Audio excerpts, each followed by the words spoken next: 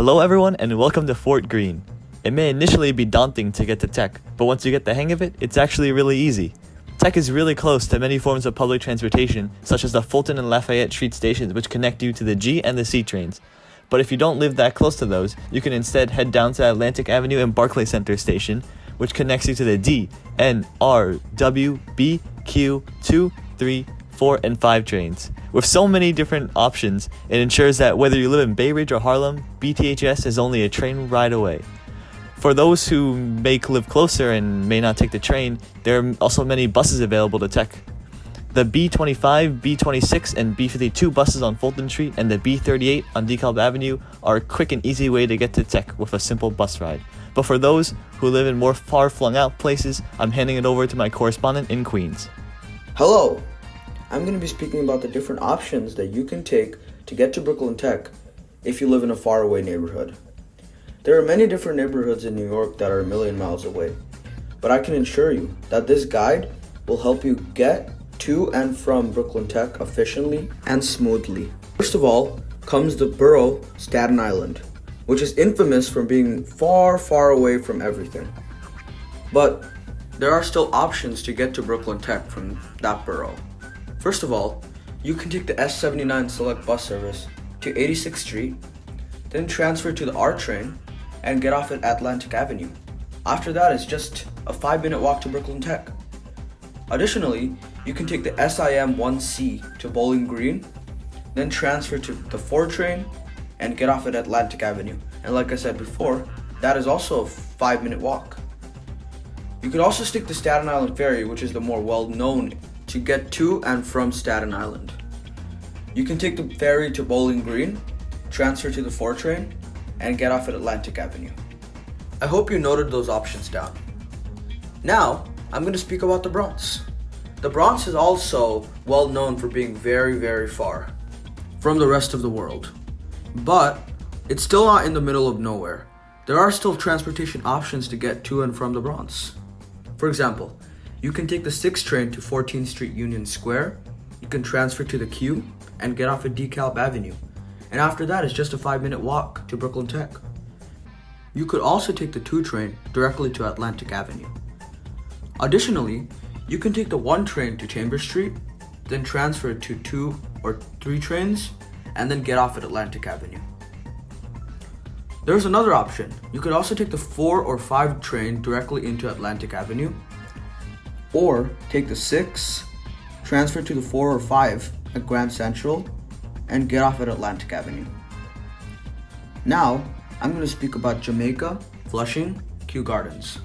We all know these neighborhoods, which are in Queens, and many different tech kids come from these neighborhoods. So these are a couple of options that will help you get to tech. For Jamaica, you can take the Q84, Q65, and Q6 to Jamaica Terminal, then take the Hempstead/Far Rockaway train, which are LIRR trains, directly into Atlantic Avenue Station. Then after that, you can walk to Tech. Additionally, you could also take the E train to Court Square Station, and then transfer to the G train, and get off at Fulton Street. And Tech is 1 or 2 minutes away from Fulton Street, which is very easy. For Kew Gardens, you could take the Q54 to the Jamaica Terminal, and take the Hempstead/Far Rockaway train to Atlantic Avenue.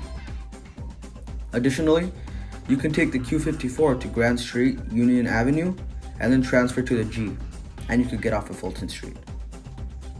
For Flushing, you may take the Q65, Q27, Q25, or Q34 to Flushing Main Street, transfer to 7, which will take you to Court Square, and then transfer to the G. Now, Mill Basin/Canarsie is in Brooklyn. Here are some options that you can take to get to and from Brooklyn Tech. For Canarsie, you can take the B17 to Utica Avenue.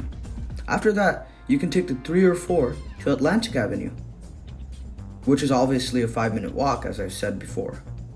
For Mill Basin, you can take the B100 to Kings Highway, and then transfer to the Q, and then you can go to Atlantic Avenue with the Q and walk 5 minutes. I hope this solves many of your problems with transportation, getting to and from Tech. Alright, so after all of those different options, I'm sure you know at least one way to get to tech. Now, we're going to move to some frequently asked questions about transportation in general. So, first you might be wondering, how do I get a Metrocard? Well, if you live more than a half mile away from tech, you're probably eligible for a student Metrocard. On the first day of school, you'll need your own Metrocard to come to tech. Then, your prefect teacher will give Metrocards to everyone who needs one. These cards last until January, when you'll get another student Metrocard that'll last until June. That's great and all, but what if my train is late? We all know that the MTA isn't always the most reliable on-time system.